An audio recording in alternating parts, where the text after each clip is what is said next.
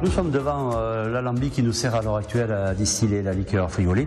C'est un alambic qui a une capacité de 800 litres. On met dans cette partie de l'alambic nos plantes. Pour vous donner une idée de volume, c'est pratiquement plein de plantes quand on va distiller. Et on va recouvrir toutes ces plantes avec de l'alcool que l'on appelle de l'alcool neutre, de l'alcool sur fin à 90 degrés. On va porter à ébullition.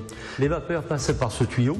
Elles arrivent dans cette colonne au milieu qui est une colonne de rectification. Donc ensuite les vapeurs sont brassées, sont ventilées dans cet appareil.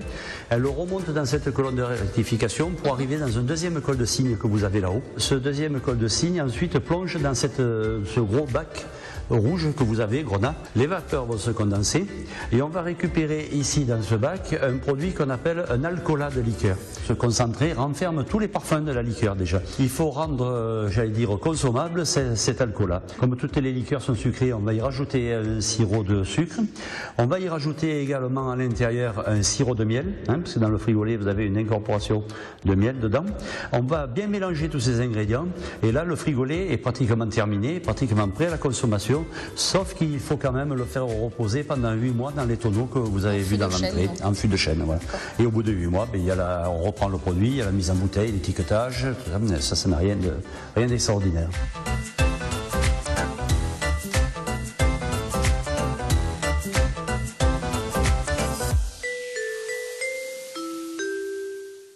Tout à l'heure, on parlait du label du patrimoine vivant qui est dans cette entreprise et qui nous a été attribué parce qu'il y a un savoir-faire, il y a beaucoup de choses anciennes et notamment nous sommes devant les deux alambics qui ont fait l'histoire de la liqueur.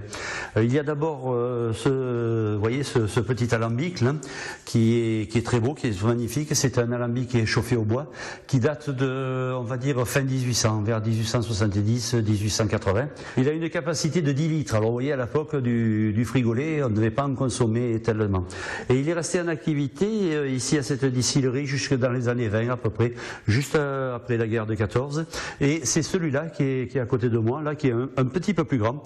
Mais par contre, c'est un alambic, comme vous le voyez, qui est exactement le même que celui que nous servons à l'heure actuelle au point de vue fonctionnement, c'est-à-dire la marmite où nous mettons les plantes et l'alcool, le refroidisseur et les robinets pour récupérer le produit. C'est un alambic qui date des années 20 et qui a servi à la distillerie pour fabriquer le frigolet jusque dans les années 70-80, on va dire.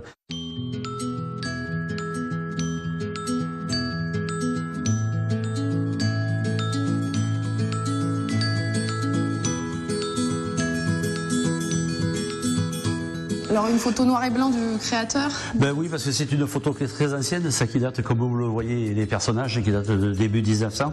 Et c'est justement Monsieur Isoire qui était le fondateur de la liqueur avec son épouse à cette époque-là, qui est en photo. Vous voyez, ça ce sont des photos d'époque qui sont magnifiques pour vous dire qu'on a vraiment tout gardé. Au-dessus également, on a des cahiers de distillation où bien sûr l'informatique n'existait pas à l'époque. On notait tout. Oui, on notait tout, c'était comme ça et on écrivait beaucoup mieux que maintenant sûrement. C'est vrai. Et ce sont des cahiers, ce sont des souvenirs qui sont très présents dans la distillerie, quoi. Alors depuis, vous êtes une entreprise labellisée? C'est un honneur pour nous parce que c'est un label qui est attribué à des entreprises à l'échelon national et c'est un label qui nous avait été remis à l'époque à Paris par le ministre Renaud Dutel où nous étions rendus. Et c'est un label qui récompense les entreprises et en ce qui nous concerne, c'est qu'il y a une forte notoriété locale, une forte notoriété historique et un passé justement historique important. Vous voyez, et c'est un label qui nous avait été attribué la première fois il y a 7 ans maintenant et qui nous a été réattribué il y a encore 2 ans et à chaque fois c'est sur concours. Alors donc vous voyez, c'est quelque chose de très important. De très valorisant. Voilà. Nous avons également une collection de bouteilles anciennes qui est très importante. Vous voyez, par exemple, celle que je tiens dans la main est de fin 1800. Donc, vous voyez, c'est quand même des bouteilles, vous voyez, comme vous pouvez le voir par transparence, qui sont soufflées à la main, qui n'étaient pas du tout faites d'une façon industrielle. Et vous avez gardé cette forme-là? Voilà, bien sûr, on a gardé cette forme-là. Il n'y a qu'une chose qui a changé au fil des années, au fil de la modernisation des verres, c'est le bouchon. Le bouchon, on est passé de bouchon liège avec une capsule en étain. Ensuite, ça a été une capsule capsules en plomb, puis en plus, et après c'est des capsules maintenant avec bague à vis comme on l'a, mais autrement la forme de la bouteille n'a jamais changé. Vous voyez. On peut voir justement alors, la bouteille de maintenant, elle est où? La bouteille de maintenant, c'est celle-là. Voilà, ouais, vous en avez une. Vous voyez, si on la met à côté de l'autre, bon, il n'y a pas grand-chose de. Voilà, on reconnaît bien. On est dans le bon, quoi. Vous voyez, ça aussi, c'est quelque chose de particulier. Quand les inventeurs de la bouteille de Frigolet, l'informatique, comme on parlait tout à l'heure, n'était pas. Vous voyez, c'est en bois, c'est une bouteille en bois. C'est étonnant. Et avant de faire un moule en acier pour produire, on faisait un moule en bois, oui, tout simplement. Alors maintenant, ça existe encore parce que j'ai vu que l'autre jour, il y avait un chapelier qui refaisait des moules en bois pour faire les chapeaux. Donc vous voyez, à cette époque-là, on faisait une bouteille. Alors ça, c'est une bouteille qui avait été faite pour des 35 centilitres, pour des demi-bouteilles. Nous avons la même en 70 et la même en 1,50 litre, quoi. C'était un magnum qui avait été prévu à cette époque-là.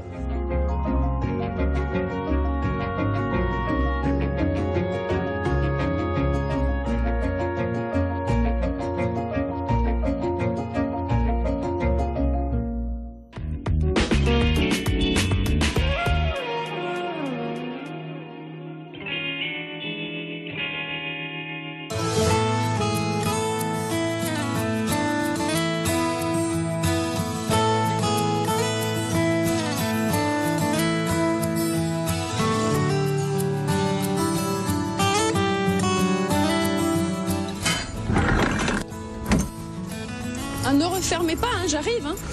Mais Marlène, le château vous est ouvert. Allez. Entrons. Alors, voilà une porte. 600 kg de chêne, 2 battants, une herse en bois ferré. Mais l'astuce, dans cette porte, il y a une porte. Et regardez. C'est malin. Après vous, gentes dames. Merci bien, oiseau. Et vous voilà à l'intérieur du château. On va faire un effort d'imagination. C'est un donjon. Nous sommes au rez-de-chaussée. Là se trouve le puits. Il y avait les cuisines un petit peu plus loin, les étuves de l'autre côté, la lingerie, et puis un espace pour l'infirmerie, parce que quand les gens sont malades, on a souvent besoin d'eau pour les rafraîchir, les laver. Alors là, cette tour que l'on voit, on voit justement l'intérieur. Hein. C'est une chance du coup de voir cette architecture. Cette tour est en réalité un quart de cercle, comme ceci, qui venait en appui sur le mur initial du donjon. Comme la Révolution a nettoyé le château de l'intérieur, ce mur n'existant plus, on se retrouve avec une tour qui est donc ouverte. Ce qui explique qu'on peut l'avoir. Voilà, ce qui nous permet d'avoir une coupe architecturale avec des voûtes de type roman et des voûtes de type gothique, puisque ce château est un château du XIIIe siècle, donc période romane, puis réaménagé au XVe siècle, période gothique.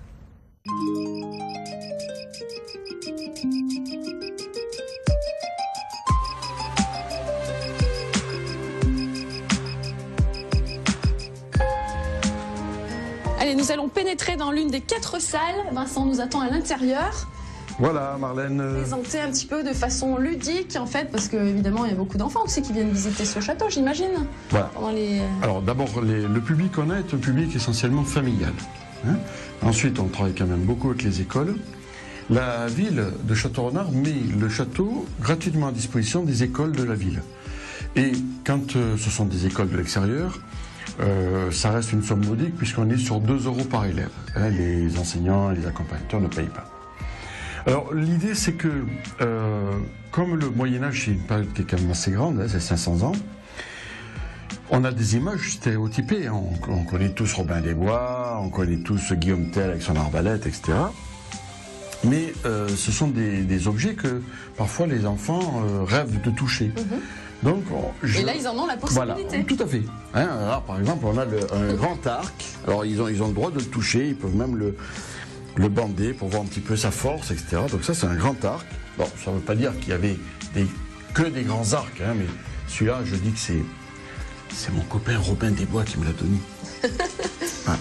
Là, par exemple, je peux leur faire peser un fléau d'armes que les enfants appellent casse-tête. Alors, on leur donne... Tenez, on va le faire, Marlène. Tenez, prenez. Alors, voilà, vous êtes bien... Oh, c'est lourd. Ah ben oui, c'est lourd. Ah oui, oui. Alors là, les enfants, ils disent, mais ça faisait mal. Ben oui, forcément, les armes, c'est fait pour faire mal. Hein. Et puis alors, après, ils ont même le droit Alors voilà, on va sortir une bâtarde. Une bâtarde parce que c'est pas tout à fait une 2 mains et c'est plus grand qu'une main. Hein, il y a les épées à une main, les épées à 2 mains, et là c'est une bâtarde. Alors elle a servi, hein, parce qu'on fait des fêtes médiévales, de temps en temps. Hein. Alors elle a pris, mais surtout je ne l'ai pas réaiguisée. Ce qui fait que, bien sûr, un enfant ne va pas se faire mal. Et alors là, je peux te dire qu'il y a des enfants qui sont absolument fiers de pouvoir toucher une épée. Oui, je veux bien le croire. Alors, et là, on voit tout le travail de l'association, parce que vous avez récupéré tous ces objets avec l'association. Hein. Vous avez chiné un petit peu certains objets, on a chiné, on a acheté, on a utilisé à bon escient la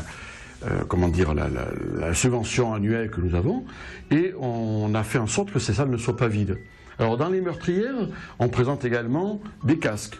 Des hommes. Alors, pas les hommes qu'on a, non, des hommes. Hein. On a des chevaliers pour expliquer la différence entre la cotte de maille et l'armure à plate. Si vous le permettez, Marlène, je vais vous montrer quelque chose. Un damier, alors. Ah oui, alors qu'est-ce que ce damier? Mais c'est un damier un peu bizarre où il n'y a que des rois et des tours. Alors, bon, on ne peut pas jouer aux dames, en tout cas, et ni aux échecs. Hein. Mais si, vous allez voir, on va jouer.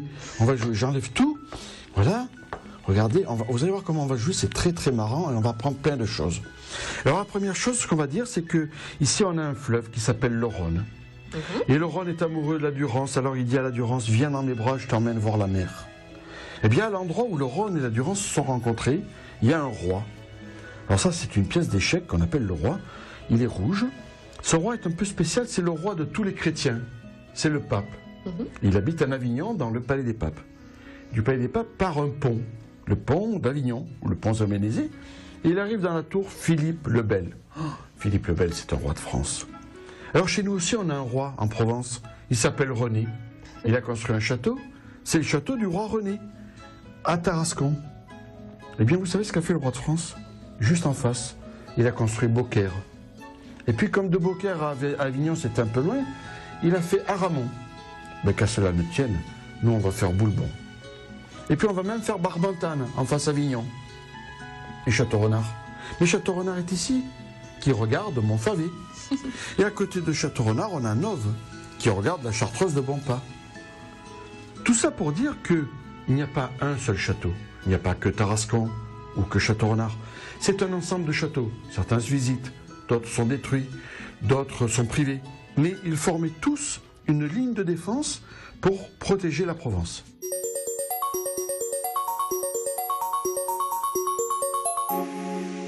Alors Marlène, ici on est dans la salle de l'herboriste. Un herboriste, c'est quelqu'un qui va tenter de soigner au mieux les gens qui sont dans ce château avec des plantes. Il va les mixer, il va les mélanger avec de l'huile, il va les distiller. On n'est pas très loin de l'alchimie. Et évidemment, ça rapporte de l'argent. Hein. Donc il y a un trésor. Dans ce coffre, il y a un trésor.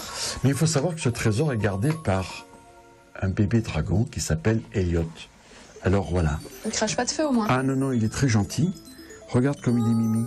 Voilà, c'est Elliot. Il garde le trésor. Et alors la nuit, quand je suis plus là, je lui donne un biberon de sang de dragon, j'ouvre le coffre et c'est lui qui garde tout le château. Mais plus précisément, il garde le trésor, bien sûr. C'est ça le plus important. Voilà, c'est le but de son travail quand même. Voilà, on va le laisser dormir là, parce qu'on est le jour.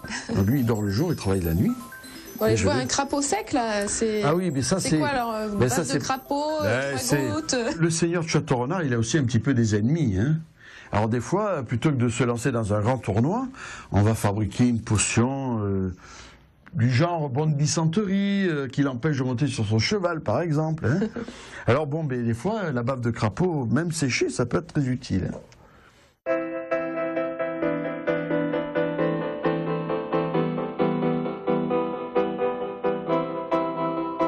Marlène, ici on est dans un... Alors cette pièce, elle est c'est grande, le cellier, oui, elle est très grande. Hein. C'est la seule salle qui est en sous-sol, puisque on est sur de la roche très dure. Hein, donc on ne pouvait pas se permettre de faire énormément de salles. Il y a une citerne et cette salle. Et alors, cette salle communique avec un puits qui fait actuellement 41 mètres de profondeur, qu'on a nettoyé dans les années 92-93. Et du remblai de ce puits, on a tamisé et sorti des fragments de vaisselle, de faïence, de céramique. Et donc voilà 7 pièces qui ont été restaurées par les Amis des Tours. Donc on a fait appel à un spécialiste. On a fait en sorte de trouver le financement pour ça. Et alors, on comprend pourquoi cette vaisselle a été jetée dans le puits au moment de la Révolution française. Elle est blasonnée. Et alors, ce blason appartient à une famille qui s'appelle la famille des Aymar d'Albi de Bresse de Château-Renard, qui sont les, on va dire, parmi les dernières familles nobles de Château-Renard au moment de la Révolution française. Et donc c'est un blason qui est assez intéressant avec une colombe essartante, ça veut dire qu'elle s'envole. Et puis 3 étoiles qui peuvent évoquer aussi bien la nativité, les romages ou bien tout simplement la Trinité. C'est ceux qui est reproduit ici en couleur. Hein. Et alors pour la petite histoire, parce qu'il y a toujours des petites histoires cachées, cette famille-là était des parlementaires qui étaient à Aix-en-Provence, au Parlement de Provence. Et alors ils avaient un titre de baron, puisque Château-Renard était une baronnie. Et alors, ils espéraient beaucoup passer au rang de marquis. Ils avaient payé pour ça, ça allait se faire. À l'époque, Louis XIV a besoin d'argent, donc il ouvre largement l'anoblissement des roturiers. Et alors, quand ils font réaliser cette vaisselle, ils anticipent et ils font réaliser cette vaisselle avec une couronne de marquis dans le sommet du blason. Hein, on voit très bien là, ces couronnes sont codifiées, hein, 3 perles plus une fleur, etc. C'est une couronne de marquis. Et ils ne le sauront jamais. Louis XIV meurt en 1715. Il n'a pas le temps de les nommer marquis. Donc voici les barons qui vont manger dans des assiettes de marquis.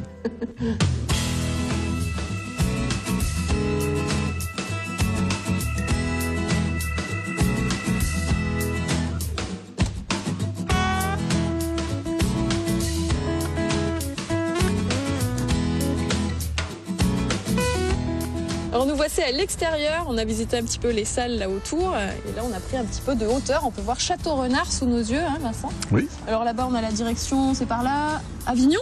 Avignon. Avignon, Villeneuve-les-Avignon et le Fort Saint-André, toute la grande plaine de la Durance, hein, on est vraiment en point stratégique, un point de dominance. On a le village juste au pied. Et puis là, Marlène, je vous ai amené au point le plus haut de Château-Renard, pratiquement. Hein. Et c'est là que nous allons conclure l'émission, Vincent. Merci ça aurait été un plaisir. Pour ce tour de Château-Renard. Ce fut un plaisir pour nous aussi. J'invite les téléspectateurs à revoir l'émission sur notre site www.tvsud.fr. Et nous, on se retrouve dès vendredi prochain pour un nouveau numéro de Territoire et une nouvelle ville à visiter. Soyez au rendez-vous. Bonne semaine à tous. Au revoir et encore merci beaucoup. Merci à vous.